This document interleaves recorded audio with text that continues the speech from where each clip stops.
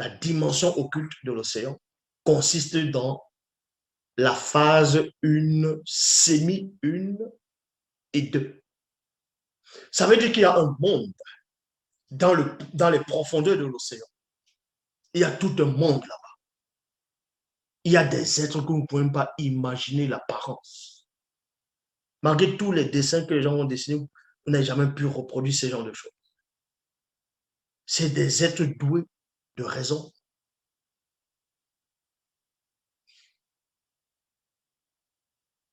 Donc, on va nommer les monstres marins de différents aspects. Des êtres pensants. Donc, on vous dit ici, dans Job, chapitre 41, verset 22, en parlant ici des Kokota Gungangando, c'est-à-dire le Léviathan. Vous comprenez que dans le fin fond des océans même, là où se trouve la limite entre le visible et le plan astral et, et non visible, oui, parce qu'il y a une dimension. De même qu'il y a le corps physique, à l'intérieur, il y a l'esprit. Donc, il y a une dimension où l'âme peut sortir entre le corps et l'esprit. Il y a un passage. Et le Léviathan, les béhémontes, dans ce qu'on va appeler les Kokotan Gungangando, Sangwang Gungangando et les autres monstres marins, ils connaissent ce passage-là. Parce qu'il y a d'autres monstres marins qui existent, qui n'ont rien à voir avec le physique, avec le visible. Ce sont des monstres marins occultes. Ce sont des esprits, ce sont des démons marins.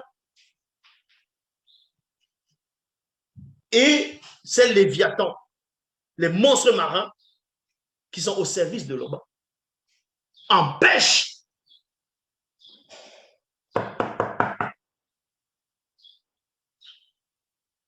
que ceux qui ont été contaminés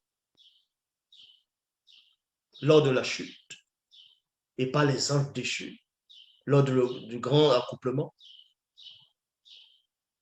ne puissent sortir à la surface.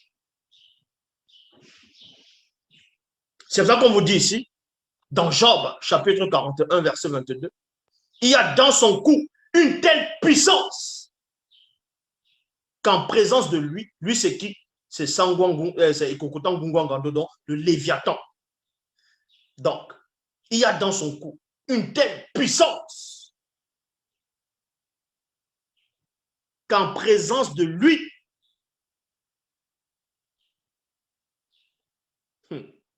même les Menguma Madiba, sirènes des eaux, sont saisies d'effroi. Ces monstres-là dont je viens de nommer, dans Ekokotan Gungwangando, Sangwang Gungwangando, ainsi de suite, eux-là, ils n'ont pas besoin de lutter, puisqu'ils n'ont pas d'adversaire en tant que d'autres créatures visibles. C'est les progénitures, les enfants, les autres créatures, les autres monstres marins. Puisque c'est parmi les enfants, il y a ceux qui ont changé. Donc, ils empêchent que d'autres montent. Et ils sont une multitude là-bas. Vous pensez qu'il y a les inondations un peu partout dans le monde? Il y a les inondations, les tsunamis, les ouragans. Vous pensez que c'est pourquoi ça? Certes, il y a Wassé aussi, c'est-à-dire la terre elle-même. Il y a aussi ces monstres marins. Ils sont en train de se déployer là-bas. Donc, quand ça touche le sol, boah, il y a ce qu'on appelle l'onde de choc et ça fait les tectoniques, les plaques tectoniques, bam, ça se croise et ça monte. Vous pensez que quoi? Vous pensez que vous êtes sur la terre, vous êtes en train de marcher, vous mangez, hein? Vous allez à la boutique, vous allez à la boulangerie, vous mangez les pommes, vous mangez les croissants, vous dites que vous êtes le nombril de l'univers. Quel nombril de l'univers? Vous savez les créatures qui sont dans l'océan, que si vous voyez ça un seul instant, vous allez demander de mourir tout de suite. Donc, on vous apprend que parmi les deux premiers ou les deux premières monstres marins, créatures plutôt, les deux premières créatures qui ont existé, parmi, on vous dit que face au Léviathan, donc, et qu'autant Gungangando, les sirènes des eaux elles-mêmes sont saisies d'effroi. Puisque ces monstres marins ont la puissance spirituelle. Et ils voient le monde des esprits dans l'océan, dans l'eau, dans la dimension occulte. Ils voient cela. Donc, les sirènes des eaux, quand les sirènes des eaux arrivent à les croiser dans le sens spirituel, elles sont saisies de froid. Parce que les puissances spirituelles, malgré que ces monstres marins sont physiques, je dis bien les monstres marins donc, qui ont été créés au début, sont physiques, astrales, ils déploient la puissance spirituelle pour faire du mal à ces petits arrivistes des sirènes des eaux qui sont arrivés à un moment donné dans l'existence du visible. Mais après, les corps ont été péris, ont été supprimés. C'est resté des mauvais esprits. C'est pour ça qu'il est dit ici dans Psaume, chapitre 74, au verset 13. Mundi mamadiba ibaidi. Oh, loba. Mundi mamadiba ibaidi, c'est-à-dire l'entité des eaux primitives. C'est-à-dire qu'il y a une entité du grand ordre des choses qu'on nomme Mundima Madiba Ibaidi, l'entité des eaux primitives. Elle a la puissance sur toutes les créatures dans l'océan. Même les Gungwangando, Sangwang Gungwangando, ainsi de suite. On vous dit ici, Mundima Madiba Ibaidi, l'entité des eaux primitives, a la puissance de fendre l'océan, de briser les têtes du mauvais grand dragon marin. Dans les bibliothèques classiques, on fait croire que Dieu Yahvé Adonai, Jéhovah Elohim, l'éternel, le faux Dieu, va briser de sa dure et forte et grande épée la tête du Léviathan, le serpent tortueux. N'importe quoi. Ils vont mal écrire. Non, c'est que dans l'océan, il existe plusieurs créatures. Il y a, mais la preuve, il y a les animaux que vous pouvez voir, les dauphins. Il y a certains dauphins, bon, il est bien vrai qu'il y a certaines espèces de dauphins qui tuent d'autres dauphins. Mais la plupart des dauphins que vous connaissez, ils peuvent nager facilement avec l'homme. Les poissons comme les poissons clowns, Nemo, ils sont petits, certes, mais ils ne vont pas te bouffer. Il y a des êtres dans l'eau dont les sous-marins vont nager, ils vont les toucher, ça ne va pas les faire du mal. De même qu'il y a d'autres aussi qui sont dangereux. C'est comme ça. Donc pour les monstres marins, c'est la même chose. Il y a des bons, il y a des mauvais. Les mauvais, ça veut dire que s'ils sortent, c'est fini. Ils vont passer le temps qu'à détruire. À détruire déjà l'immensité qu'ils ont, la taille qu'ils ont, quand ils essaient de reproduire dans les quotidiens.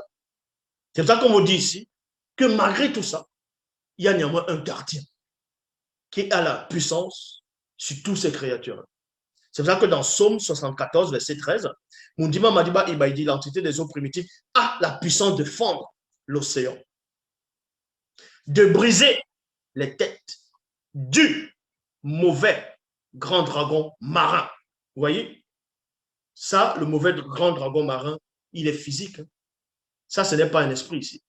En tout cas, briser la tête de ce monstre-là, de ce grand dragon marin. Ce grand dragon marin existe. Remarquez ce qui est dit ici. A la puissance de fendre l'océan, virgule, de briser les têtes et non la tête. C'est-à-dire que c'est un dragon qui a plusieurs têtes. Du mauvais grand dragon marin. De fracasser les crânes. Oui, on dit les crânes, c'est avec l'os. De ce monstre. De ce monstre. Et ce monstre, quand on le décrit dans le visible, on l'appelle tout simplement comment? C'est l'hydre. Donc, ils ont montré avec Godzilla comment il luttait avec Godzilla. L'hydre. Il y en a plusieurs comme ça. Vous pensez que c'est science-fiction? Vous pensez que vous êtes dans quel monde? Le monde a ses mystères. L'océan a ses mystères. Donc, vous ne pouvez pas percevoir parce qu'il existe plusieurs couches. Les 5 couches, ce sont des portes, ce sont des dimensions. C'est pour ça que c'est fait en sorte que même le sous-marin, il y a des endroits où ils peuvent parler. Même certaines créatures dans l'eau, dans l'océan, ne peuvent parler dans toutes les dimensions de l'océan, même physique. Sinon, la pression, ils ne peuvent pas supporter la pression. Mais y compris l'homme.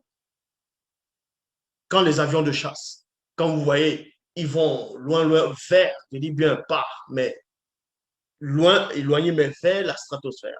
Qu'est-ce qui se passe? Ils ont bien l'étude d'oxygène pour le gaz, pour l'oxygène. S'ils ne mettent pas ça, ils meurent. C'est la pression. Et l'océan, c'est pareil. Au fond de la Terre, c'est pareil. Ça s'appelle des dimensions au fur et à mesure.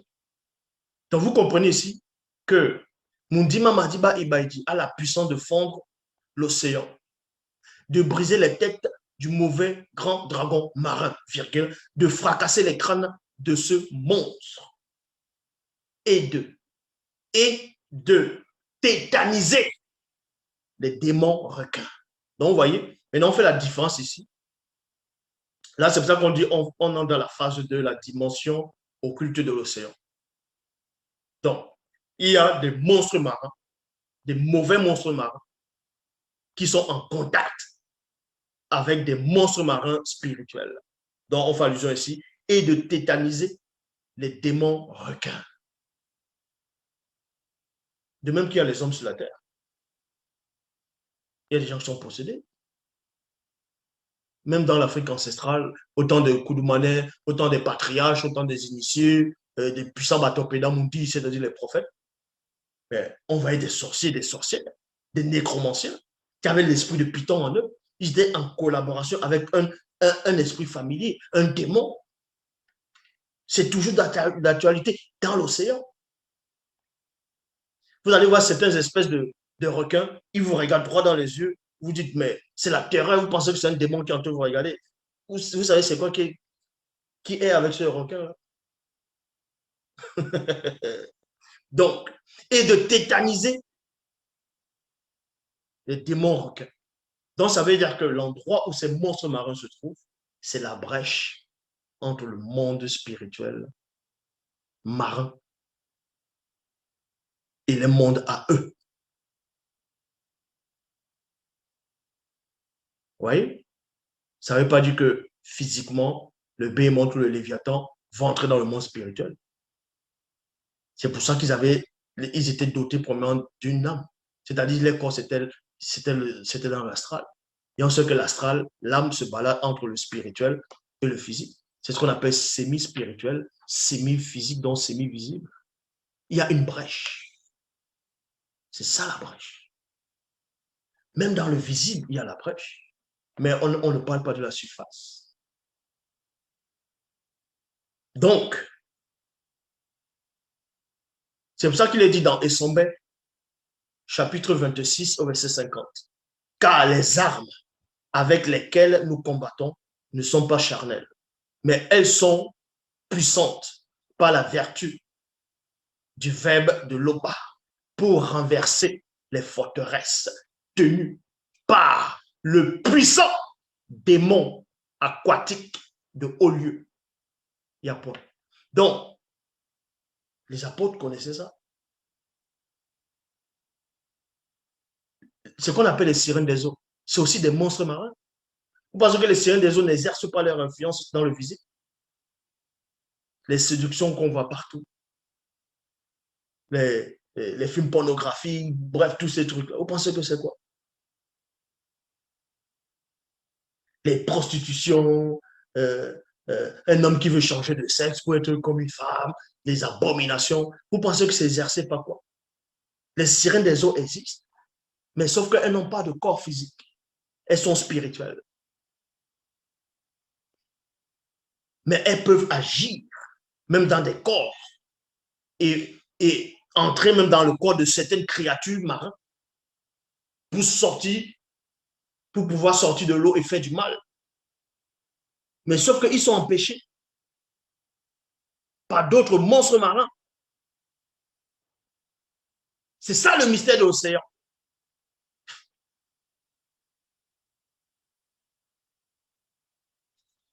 Donc, vous apprenez ici, dans Origine, chapitre 16, au verset 12, il est dit, Moutate dit, donc c'est l'entité qui guide et qui intronise les initiés, dit à Sango, Sango, ils vont traduire dans les Bibles actuelles classiques, ils vont changer son nom, son lieu de naissance, sa couleur, ils vont dire que c'est Abraham. Donc, Moutate dit à Sango, tu dois savoir ceci, une grande partie de tes descendants habitera dans l'ombre de la vallée de la mort. Elle entrera dans une très grande, non, dans une grande servitude sous l'emprise d'un puissant et extraordinaire monstre marin spirituel qui dispose c'est-à-dire d'un très grand pouvoir dans le monde occulte. Ça veut dire quoi? Moutate dit lui-même, il dit que c'est un puissant et extraordinaire monstre marin spirituel. C'est-à-dire que c'est le tout premier démon qui a existé. C'est un monstre marin. Le tout premier démon qui a existé, c'est un démon marin. Et le deuxième, c'est une femelle dont les initiés connaissent son nom sous le nom de Dikongodiba. Mais les non-initiés vont dire c'est Mami Wata.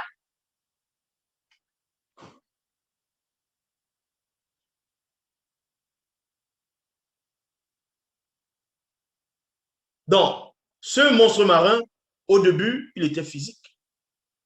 Il avait un corps physique au départ. Vu que c'est l'accouplement des anges du et des mammifères et des monstres marins qui a donné naissance à des hybridations, telles que les sirènes des eaux. Il existe plusieurs espèces de sirènes des eaux. Il y a des sirènes des eaux qui sont comme des oiseaux. Il y a des sirènes des eaux à la forme qui sont comme des animaux, comme des panthères, des léopards, ainsi de suite. Il y a des sirènes des eaux comme des pieuvres, des calamars. Il existe, en forme de crustacés, il existe plusieurs espèces de sirènes des eaux. Les sirènes des eaux, ce n'est pas seulement la queue du poisson. Mais non. Donc, ce monstre marin-ci, il avait un corps visible. C'est un monstre marin qui est né de la naissance, c'est-à-dire l'un des anges déchus, donc un des anges déchus, avec un monstre marin femelle. Ça a donné naissance au tout premier démon. Les démons, au départ, ils avaient des corps physiques. C'était des monstres. C'est ce qu'on essaie de représenter dans Zéna la guerrière, Hercule, dans la mythologie grecque, les Centaures, les centaures, les minotaures, les cyclopes, les krakens, ainsi de suite. Mais sauf que pendant l'extinction, au moment où le grand nettoyage devait débuter, on a exterminé les corps. Et leur âme aussi, ce qui reste de c'est les esprits impurs. Ils existent toujours. C'est pour ça qu'il est dit ici, dans Judith, chapitre 1, versets 3 à 8, tandis qu'elle, c'est-à-dire Mouna Noussadi, dans Judith, Mouna Noussadi, plutôt, tandis qu'elle regardait, elle aperçut une entité des eaux, un homme noir, aux cheveux crépus, vêtu de pagne, avec une ceinture d'or autour de la taille. Son visage brillait comme l'éclair, ses yeux ressemblaient à des flammes ardentes, ses bras et ses jambes brillaient comme du métal, comme un métal poli. Mundima Madiba Ibaidi, l'entité des eaux primitives lui dit, ne crains point. Nindi Mundima Madiba Ibaidi. Je suis l'entité des eaux primitives qui apparut autant d'autres fois à la mer de Boussi, c'est-à-dire ce qu'on va appeler Moïse, lorsque celui-ci, encore enfant, virgule, fut trouvé dans le berceau au bord d'une rivière sacrée. Vous voyez ça dans Exode, chapitre 2, verset 4 dans la Bible. Ainsi, virgule, à toi aussi est donné de connaître les mystères de la puissance spirituelle. Viens, sors de ton corps visible et je te montrerai le monde des Menguma Madiba, c'est-à-dire les sirènes des eaux. Parce qu'il existe ce que vous ne savez pas dans le monde de l'océan invisible, la dimension de l'océan invisible.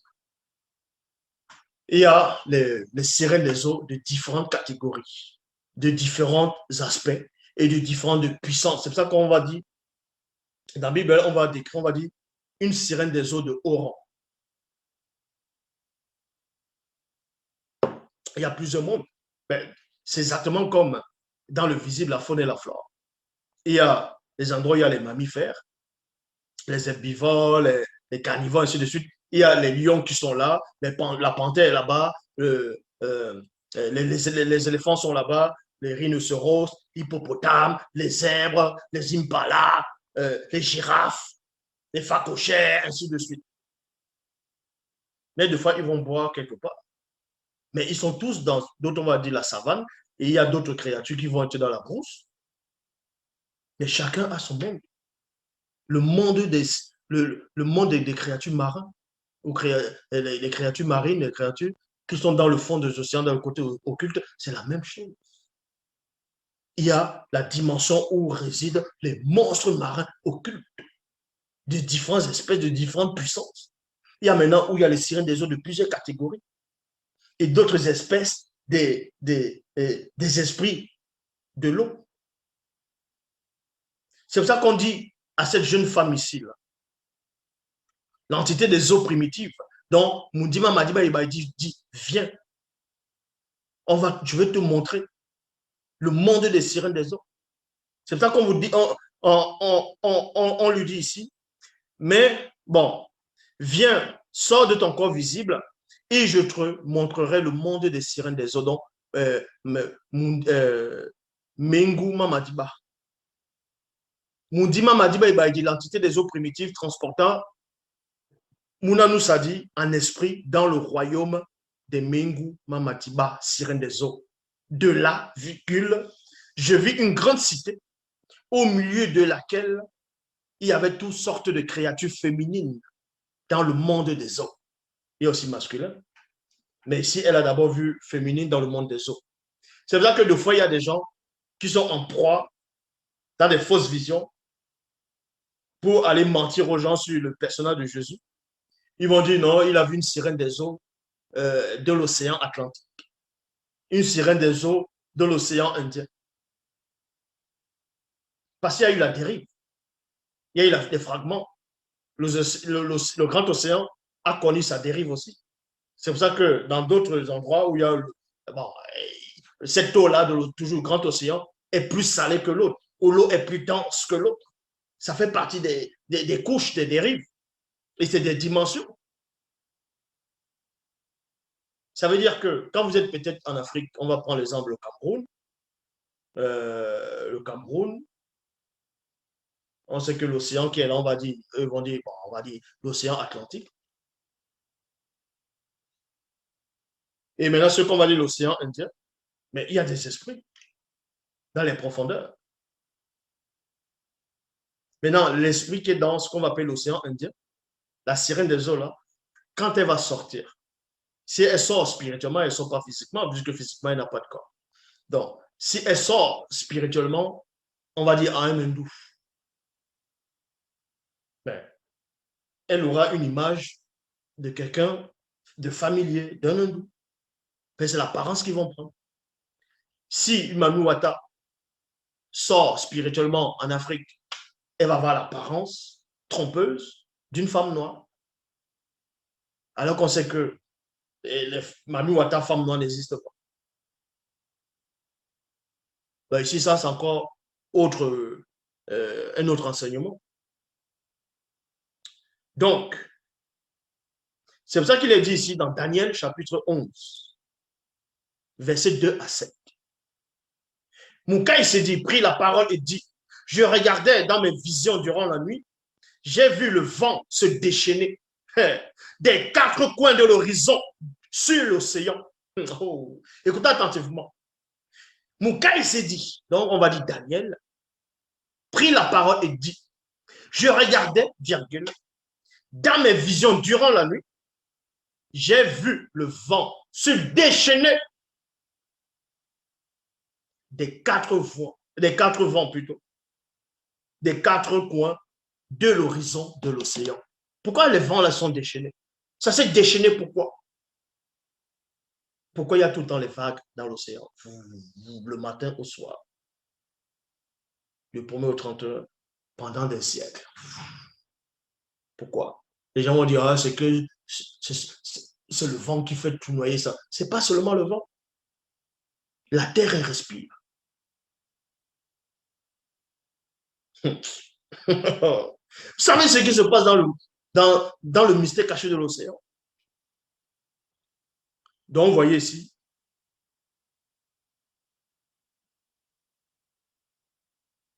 quatre coins de l'horizon sur l'océan et quatre monstrueux démons animaux hybrides s'élevaient de l'océan, différents les uns des autres. Donc, quand le vent s'est déchaîné dans les quatre coins de l'horizon, il a vu dans la vision, dans le plan spirituel, il a vu quatre démons hybrides sortis de l'eau. Mais ça ne veut pas dire qu'ils sortent de l'eau physiquement. Il y a l'eau, c'est-à-dire dans la dimension spirituelle. Donc, puisque les gens vont dire, est-ce qu'il y a l'eau spirituelle? Mais John Kisabaya dit quoi?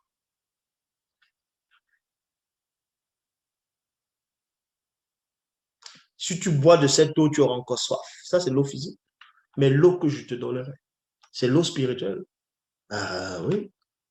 Donc, quatre monstrueux démons hybrides, animaux hybrides s'élevèrent de l'océan différents les uns des autres. Le premier était comme un lion et avait les ailes d'aigle. Je regardais, lorsqu'on lui arracha les ailes, il fut soulevé de terre et dressé sur deux pattes comme un homme et un cœur de chair lui fut donné. Et à point. Voilà ce que Daniel regardait. Voilà ce que mon cœur s'était voyé. Et maintenant, chacun va essayer d'interpréter. Oui, le cœur d'homme, là, ça avait dit c'était le royaume, c'est ça. Là. Celui qui a vu cela plus en profondeur, c'est Domisset. Il lui l'explique en détail. Ce que Moukaï s'est dit, voyait, Domisset, lui, l'avait vu avant, mais plus en profondeur. Il explique en détail. C'est quoi qui va représenter le cœur d'homme? C'est quoi qui va représenter un lion avec les ailes, ainsi de suite. Ils vont parler des royaumes de Perse, Médès, Rome, l'Amérique, n'importe quoi. Puis voici un autre démon animal, le second, semblable à un énorme chimpanzé. Il fut dressé sur un côté, ayant trois cônes dans la bouche entre les dents. Trois côtes dans la bouche entre les dents. Et on lui parla ainsi, lève-toi, mange beaucoup de chair.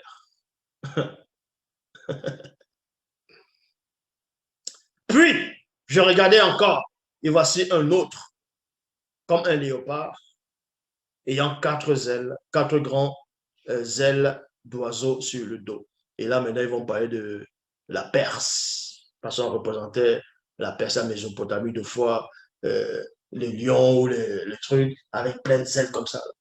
Non, ça n'a rien à voir.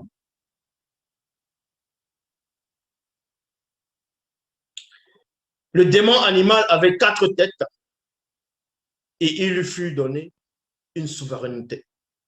Après cela, je regardais dans les visions de la nuit et voici un quatrième démon animal, redoutable, terrifiant, extrêmement vigoureux. Il avait de monstrueuses dents de fer et de griffes de bronze. Il mangeait, déchiquetait et foulait le pied au reste. Et foulait le reste au pied. Il différait de tous les autres, c'est-à-dire de tous les démons animaux qui l'avaient précédé. Il avait 10 corps.